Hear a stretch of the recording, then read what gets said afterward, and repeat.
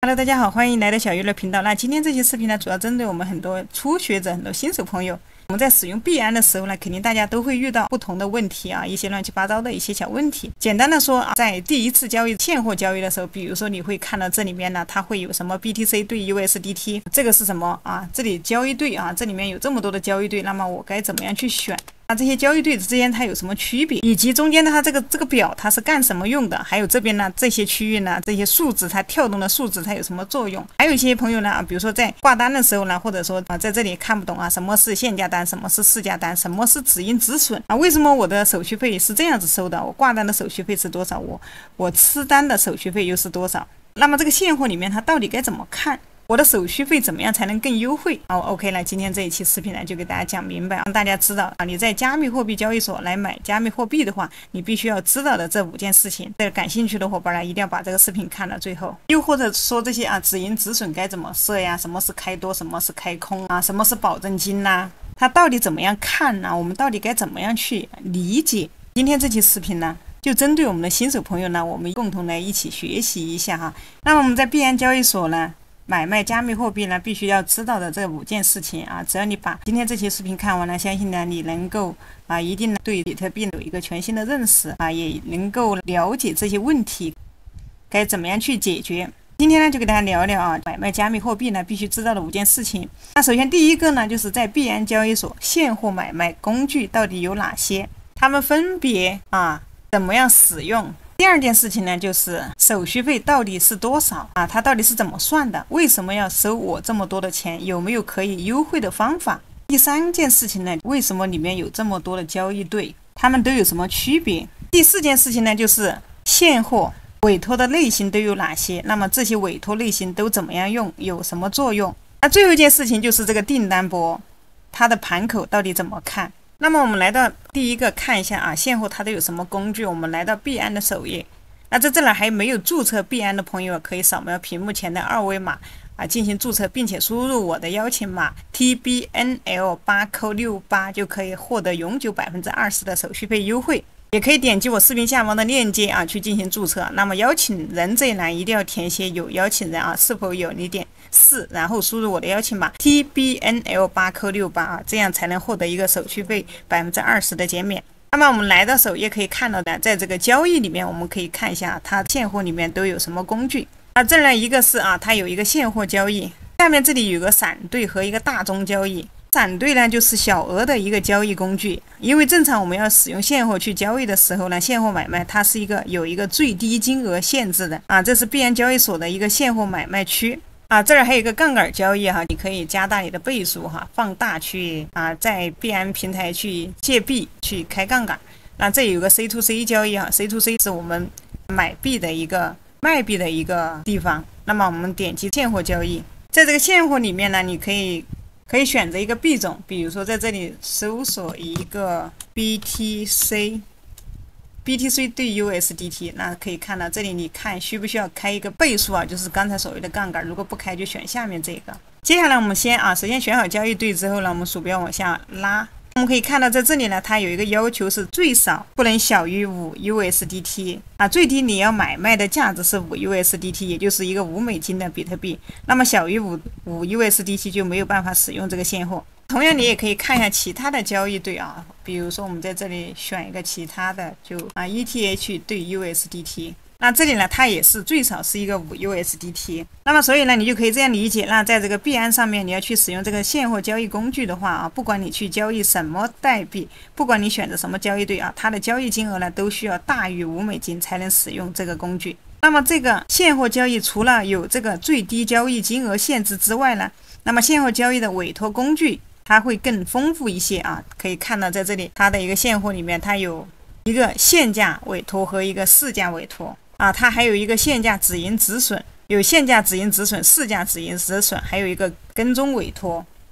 还有一个 OCO 和一个分时委托。那么在这里你就可以看到这个呢就是币安交易所APP 上面的一个委托工具。所以呢，在面对这个不同行情的时候呢，我们也可以选择适合我们自己的一个工具。那么除了这个我们的一些选择之外呢，那现货交易工具那还有一些盘口信息呢，它会更丰富一些。那么什么是盘口信息呢？我们鼠标回到左边可以看到这里有红有绿，其实这个呢就相当于是一个比特币的一个盘口。那红色的呢代表卖出，那么绿色的呢就是代表买入。所以我们可以通过这边呢可以看出市场当中呢他们到底有谁呢想在什么的价格呢去进行一个买卖这样的话对于有一些有经验的朋友来说呢也是有助于帮助我们判断。那么刚才给大家讲过这里呢至少要$5才能买。那有很多朋友说，那我这里没有，我只有2USDT 或者1USDT， 那么我该怎么办呢？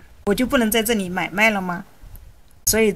它不是这样子的。在币安的这个上面呢，如果说你的交易金额小于$5的话，就相当于小于35块钱的人民币以下的交易呢，我们就可以使用这个闪兑。那我们鼠标回到左上角，点击这里一个交易，交易里面可以看到有一个闪兑，直接点击进来。在这里有一个闪兑，有一个定投，有一个限价。那这个闪兑就是说你很小的一个资金呢都可以。你也可以在手机上面操作在手机 APP 里面也可以。那么手机上面呢，你可以看到你点击手机的时候呢，选择这里交易，它上面呢第一个呢就是闪兑你可以直接点击进来。那我们选择闪兑的话，我们就可以把我们手中的 USDT 呢去兑换成你想兑换的一个加密货币可以看到现在比如说它默认的是一个 BNB 你可以点击这里切换一下，比如说把它切换成这个 BTC。那我比如说我是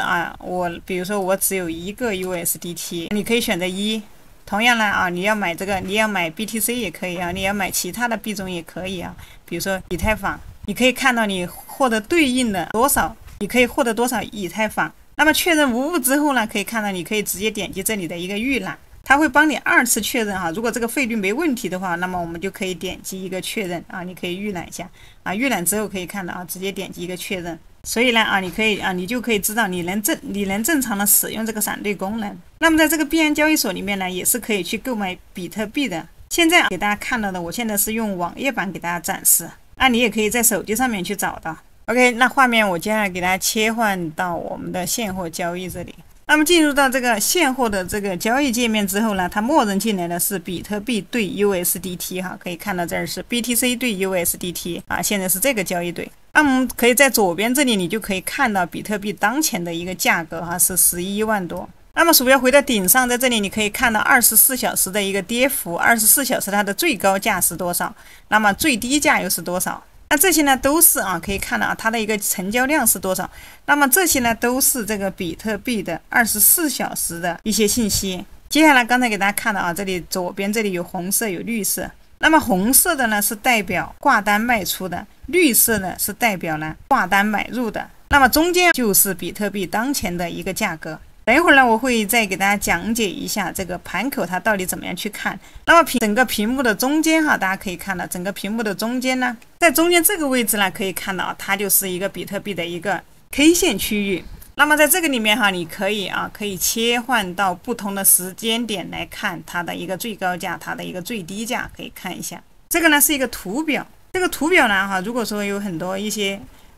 会交易的朋友呢，那可能大概呢都会看一点这个表这个呢也可以作为我们的一个指导来进行我们一个买卖和交易。那么你可以大概根据它的一个市场行情来看一下。最右边呢，在这边呢可以看到它是我们的一个交易的列表。在这儿你可以查询不同的一个交易对，比如说你要找 BTC 或者说你要找以太坊你在这里面可以搜索不同的一些交易对，还有一些什么山寨币等等这里面都有。那么查询好，比如说我选一个 BTC， 那么你可以看到这边它显示的就是 BTC 我选以太坊，它这边呢显示的就是以太坊。目前呢它是默认选择的是一个 USDT 呢作为一个计价单位的一个交易对。那你比如说你要选择其他的也是可以以 USDC 作为计价单位交易对也是可以的。那我们鼠标再往下滑，那中间这个区域呢可以看到中间的这个区域呢，它就是我们的一个操作区，我们可以使用现货的这些功能去进行一个买卖。目前我们看到这里呢，我们选择是一个现货交易你也可以选择网格交易，可以使用网格交易机器人。那么这里是一个现货。那这下面呢有一个委托类型，比如说限价委托、市价委托、限价止盈止损、市价止盈止损。那接下来如果说你用限价委托，你就可以输入一个你想要购买的一个价格以及你要购买的一个数量。那么在下面你可以看到，他说了最少需要5USDT。那确认无误之后呢，你输入好之后，比如说你就可以直接点击买入。那么卖出呢，就是在这边呢，它是属于一个卖出啊，它的方法也是一样的啊，输入你要卖出的价格，输入你的数量，然后直接点击卖出啊，卖出的逻辑呢都是一样的。那这如果说你买入比如说你输入现价的话，比如说3600啊，3600买入，我要买多少？或者说你直接输入我要买一个 USDT， 买5个 USDT， 输入好之后直接点击买入。那这样呢，我们就买入成功了。那我什么情况下要卖出呢？比如说你买入之后啊，比如说我3600买入，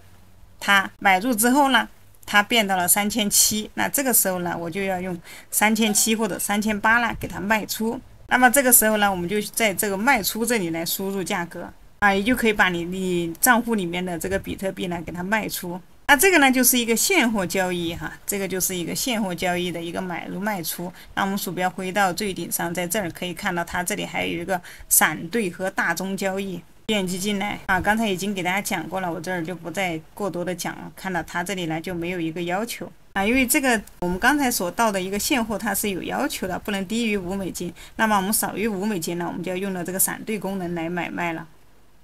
那么这个是买入，如果说我要卖出了，同样在这个闪兑里面怎么弄呢？那也非常的简单，我们在中间这里切换一下就行了啊。比如说我们买入是从 USDT 买入，比如说你要买不同的，比如说我要买一个 BTC， 那么它是从 USDT 买成 BTC， 那我要卖出啊，我们切换一下啊，我们就把它 BTC 呢给它卖成 USDT 就 OK 了。那么接下来呢，我们就讲一下第二件事情。也就是说，在币安交易所里面去买卖加密货币的时候呢，它的手续费是怎么收的？要收多少钱？那么其实现在我们花钱呢，都要花得明明白白的，你不能说是花了钱你都不知道是怎么回事去花一些冤枉钱。那么这儿呢，我直接把画面呢切换到它的一个费率的这个页面，币安的手续费率的页面。这里呢我会给大家放大大家可以看到，就是在中间的这个区域不管你是现货杠杆或者是合约呢，我们可以看到呢，它都是需要收取一个手续费的不管是 Tiger 还是 Mager 都要交0.1的一个手续费，也就是1/1000。所以这个手续费呢长此以往呢，算下来呢，它还是非常贵的。还有可以看到在这里呢，它分一个普通用户那么你可以看到这里普通用户它的一个手续费呢是0.02一个 Tiger 一个 Mager 一个是0.02，一个是0.05。那普通用户我们该怎么样去定义就是这个呢，它的一个要求就是30天内，我们可以看到这里30天的一个成交量，它的交易量呢小于100万左右美金的都算是普通用户。所以其实这个门槛呢还是挺高的，我相信大部分很多朋友特别是新手朋友们肯定是不会超过这个额度的，基本上呢都是普通用户。那么细心的伙伴可能就会发现这个不对呀你可以看到后面它这儿呢还有一个 BNB 9折 BNB 9折只要你持有了这个 BNB 呢就能获得有的可能获得这里能够获得个几折的一个折扣。那么这个 BNB 这儿呢，其实我个人呢不是特别的推荐大家去为了节约这个手续费呢去专门去持有这个 BNB， 而且对于很多新手朋友来说呢就更不建议了原因呢是因为这个 BNB 呢它是一个波动型的代币。那么如果你有疑问可以像我一样来问一下 GPT币安里面的 BNB 币安里面的 BNB 属于什么币？这儿如果说特别是针对我们的新手朋友我建议大家可以来注册一个 GPT 的一个账号如果说你还没有 GPT 的话，那么在描述栏也有便宜合租的 GPT 账号大家可以去租一个，因为你在新手期呢可能会遇到一些问题我们可以直接来问 GPT。那么还有比如说你还有一些疑问的话你还甚至可以我找一个地方给大家截个图，我再直接截一个图粘贴一下，让他给我解释一下这个图这儿使用 GPT 一定要使用它的升级版本这样它会有一个识图的功能直接发送。那么它会给你解释的更加的清楚你可以看到他说的币安的普通用户呢，它是可以分为3个部分。第一是普通用户它的30天的一个成交量呢是30天你小于这个数量那么你属于一个普通用户持有这个 BNB。 它这里有一个挂单手续费和吃单手续费这些它都有详细的一个解释。上面呢，我再来看一下，比如说币安里的 BNB， 那么属于什么币值得购买嘛？这个 BNB 其实它是币安里面发行的一个原生代币啊。这儿他说，从投资的角度来看呢 ，BNB 的得益于这个币安交易所庞大的用户基础和不断扩展的链上生态。可以看到这里，由于它这个 BNB 它的波动比较大它存在一个风险。所以这个 BNB 不建议大家为了一个手续费的一个折扣去拥有 BNB， 因为它本身的价格会涨会跌如果说你为了省这点手续费呢，去持有会涨会跌的代币的话，那么如果它涨了你可能还好；如果跌了的话，那你就是会双亏你会亏得很惨，又亏手续费呢，还要亏本金。所以这个不建议新手朋友为了节省手续费呢去买 BNB， 这个不太合适。我们怎么样才能获得这样的一个手续费减免呢？建议大家可以扫描屏幕前的二维码。如果说你还没有注册的朋友，扫描二维码，并且呢，在问你是否有邀请人的时候呢，你输入我的邀请码 TBNL8Q68或者说呢，你也可以使用我屏幕下方的链接去注册币安一定要填入我的邀请码 TBNL8Q68。去注册这个币安交易所，那么用这个的话，你就可以获得一个永久20%的一个手续费减免这个对于我们不管你是长期的，或者是你是刚刚入门的朋友来说呢这个对我们来都非常的重要。它能够帮助我们在很大层面上可以帮我们节省一部分的钱特别是问你是否有邀请人这个邀请码大家一定要填写，因为后期是没有办法再补的。那么这里你拥有了这20%一个手续费减免，那么你的手续费呢，它又降低了。所以我们可以对比一下如果说你能够清楚的知道使用我的这个链接去注册的话，它对于我们很多人来说是非常重要的。那么接下来我们来看一下第3点，回到我们的这个交易页面。那么好了，接下来我们看一下什么是交易对，不同的交易对之间呢，它有什么区别？大家可以看到我当前这儿是比如说是一个隔壁对 USDT。那可以看到前面是 DOGE， 这中间有一个斜杠，后面是 USDT， 它就组合成了一个交易对。那它有什么作用呢？两个交易对，那这两个标的话，它是可以互相兑换的。比如说，我们可以把这个狗狗币呢兑换成 USDT， 我们也可以把 USDT 给它兑换成狗狗币。这个时候你买进来你用你的 USDT 呢，比如说我们鼠标往下拉，我们用我们的 USDT 去兑换这个狗狗币。等会儿呢，我们也可以把我们的狗币呢给它去兑换成我们的一个 USDT。所以呢，这个就叫做一个交易对。我们可以看到在这儿我们都是以这个 USDT 为一个计价单位的我们这儿看到的所有里面都是 USDT 为交易对，都是以 USDT 组成的这个交易对。这里面所有的币，不管是狗狗币或者是 BTC 或者说 EA， 那这些都是可以把这些代币给它卖成 USDT。那接下来还有一些朋友可能会问了，那为什么都跟 USDT 去组交易对呢？那还除了这个 USDT 之外，还有其他的吗？当然它这里面还有一些 USDC 或者什么 FDUSD 和一些比特币还有一些什么其他的这些代币。但是我们在这个交易对里面都是用稳定币来组合。那这儿我就是以币安交易所为例稳定币的交易对呢，基本上就有3个最大的，第一就是一个 USDT， 其次就是一个 USDC。那同样，比如说在这里你输入一个 USDC， 你也同样你可以看到这里它会有 USDC 的一个交易对。第3个就是一个 FDUSD， 也就是币安自己的一个稳定币。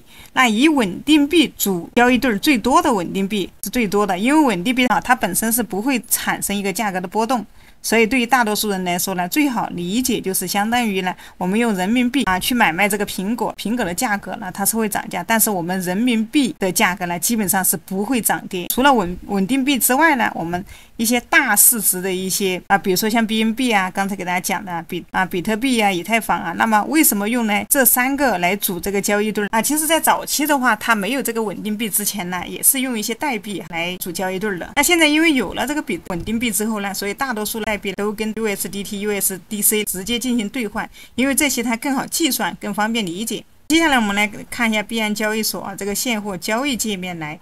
实际快速的看一下这些不同的交易对。我们来看一下它这里其实默认的它就是一个 BTC 对 USDT， 可以看到这边呢它默认的就是这个。那你要换你就在这边来输比如说我想用这个 BTC 对 USDC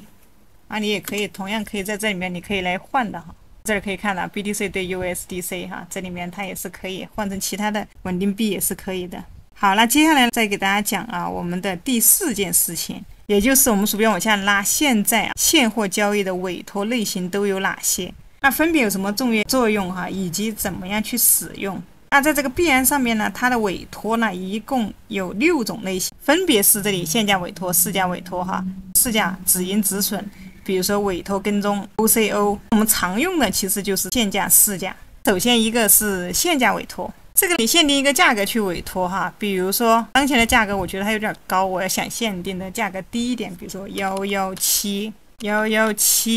117000啊，我想在117000的时候买入。这个限价它有一个好处，你可以把价格设的低一点，比如说你要买入，那当它的价格上涨的时候呢，那你就有可以赚钱。那如果说你就以它市场的价格去直接进入的话，那么它这个价格波动有可能会跌，那么你可能就会亏钱。所以呢，有很多人其实都愿意来使用限价委托。那第2个市价委托呢，就非常的简单了哈，这里就没法选。市价委托当前市场是什么价格，那么你就立马就选择一下数量，直接就立马成交了。那市价委托的意思就简单一点，不管它多少钱我都买，而且是立刻马上就买。市价委托它的一个特点就是主动下单，马上成交。比较直观哈，你不用等待，马上去买就 OK 了。那市价委托呢，还有一个优点哈，它不会错过行情啊，因为你用市价委托，因为你立马就能买到。但限价委托呢，可能你会错过一些，因为有可能你设的价格它达不到，你一直这个单就一直在那挂着，就会出现这种情况。第3个优点哈，还有一个市价委托，它还有一个优点就是能够立刻执行啊，并且快速的执行止损。当然啊，刚才说了有优点就有缺点啊。优点就是前面给大家说的，缺点就是这个市价委托它的手续费比较高啊。第2个缺点呢，就是在流动性不好的情况下，或者说不好的情况下，它会有一些滑点哈。比如说我趁热打铁啊，我看了这个价格，我觉得它这个价格已经跌到低点了，我就立马买入。但是啊，可能没过一会儿你再看，那它还在降，它还有更低啊，没有最低，只有更低。那么这个时候你买入，那你就不划算。接下来呢，可以看到这里还有一个限价止盈止损、市价止盈止损。那这个限价止盈止损呢，你点一下它啊，比如说你的触发价格，你设定一个价格，输入数量哈，在这里你可以去设置一个止盈止损。那接下来我就简单教一下大家如何来购买。那比如说我就选择市价，我这儿就选择一个多少的数量啊，就直接点击买入。比如说你要买多少，你可以直接输入金额，比如说我要买20 USDT 啊，你也可以选择拉动下面这个啊，直接把它调一下，这个也是可以的。点击买入 BTC， 那你就持有了比特币啊。市价委托是不是非常的简单，非常的快速？在卖出的情况下也是方法都是相同的，我们直接点击这边，那这里比如说你要限价还是一样，点击一个限价，那你想在什么价格卖出？数量多少，直接点击卖出就可以了啊！你要市价当前的价格就立马卖出也是 OK 的。市价委托快，其实他们的优点缺点哈也没有那么明显，除了市价委托，限价委托了哈，在刚才也是讲的没有那么仔细。限价委托其实你自己决定买入和卖出的价格，等别人过来和你成交。那么市价委托就直接跟别人就成交了。限价委托的特点就是需要等啊，它不会马上成交。因为你要等待别人来跟你成交，什么时候有人跟你成交，这个时间长与短，那么我们就不知道。但这个限价委托它的手续费会更低一点，并且使用这个限价委托的话，它不会有滑点哈，因为它的一个固定价格成交。缺点啊，你可能会错过行情，挂在那里可能不一定能达到你想要的那个点。那因为你一旦错过行情的话，你可能就没办法卖出了。当然了，这个也很简单哈。如果说你限价了，那么你挂单了，在这下面挂着，你可以随时来撤销啊。如果说没有半天没有人来和你成交，你可以直接把它取消，重新再去设定一个价格。平时如果说我们没有太多时间看，那我们可以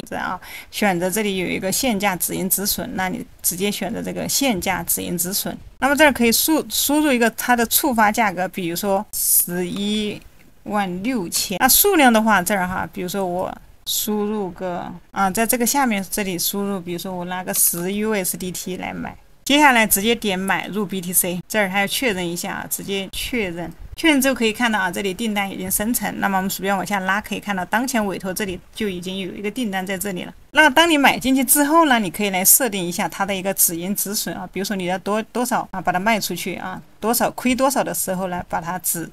损。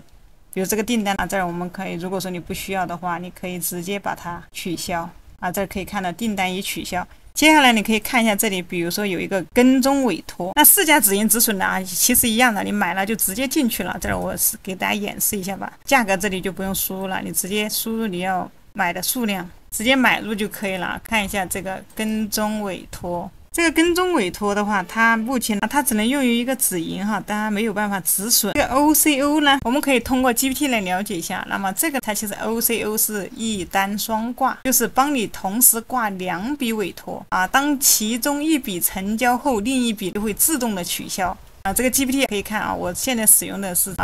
O4 版的一个mini的一个版本，这边交易其实非常的多啊，可以看到它的 OCO 呢，它会给你挂2个单。它的一个限价只能挂单啊，不市价成交，价格自己填写。市价啊，它有限价和市价，市价就是按市场最优价立刻成交。OCO 它一笔限价单加一笔止损限价单2合1。那它这个里面呢有2个价格参数，第一个是限价抄底，你想捡便宜的话，挂卖单的价格。当这个 BTC 价格低到或者低于此价时，这笔限价单呢，它就会撮合成交。还有一个止损的一个触发价，那么触发这个止损限价单的一个触发条件价，还有一个中间的一个下单参数啊。它这里给我分析的非常清晰啊，我这里面10几个 USDT 它都已经帮我看出来了哈，可用余额还有预估手续费，甚至其实有很多时候 GPT 你还可以问它嘛，那根据目前的价格我适合买什么，其实你都还可以，它可以会给出你一些建议。那最后这个分时委托啊，其实我们也是不常用的，在这儿其实我最常用的就是一个限价啊。其实大家如果说想要省事儿一点，你可以限价止盈止损，市价止盈止损，那这个都是 OK 的。接下来最后第5点，也就是这个订单的，我们鼠标往下拉，可以看到这里有个订单博盘口，它到底怎么看？为什么要看这个呢？这里其实很多新手朋友都不太会看这个。不管你现在呢，你是用的限价和市价的方式，但是如果说你直接挂对手价去实现去使用限价的方式去吃别人的流动性，那它本质上面也是市价。我们现在我用的就是一个网页版的，大家可以看到在左边这儿就是它的一个价格区域。这个呢，它其实就是币安交易所比特币的一个对 USDT 的一个盘口一个订单博，就是一个挂单的一个订单博。在这里面我们可以看到红色箭头是指向下面，可以看红色箭头呢，它其实是代表卖出，那么绿色箭头是代表买入。那么什么意思呢？可以看到在这里，比如说这个价格有人买入，它就向上有人卖出，那它的箭头就向下。下面绿色的部分呢，它其实就是一些买单。那当然我们挂了订单比如说在这儿你有放一个什么限价单或者市价单在里面，那你的这个订单呢，它也会出现在这个订单簿里面。那这儿就说了这个限价单的话，如果说我们和别人成交的时候，我们是被动成交，那我们的手续费就会更低一些。关于这个盘口的问题，那如果说你想用这种挂单的方式去省手续费，去吃别人的流动性那这个本质上呢，上面这个市价，所以订单博盘口对于很多老手来说呢，可能会有一些参考有一些指导作用。但是对于我们新手朋友来说呢，如果你只交易比特币、以太坊或者说拉拉这种主流代币的话，基本上对我们来说它是没有什么特别的一个作用。视频看到这里呢，相信大家对现货有了一定的认知。那不管你现在有没有加密货币交易所，或者你有其他的交易所没有币安的，我强烈建议大家呢可以去使用我视频描述栏的链接呢去注册使用加密货币。这样你就可以获取到一个手续费20%的一个减免大家不要小看这个手续费。那么你长此以往你的交易的话，它也是可以帮你省下一笔钱这样呢，其实它省钱的同时，它其实变相的相当于在帮我们增加盈利。好了，那今天的视频呢就给大家分享到这里了。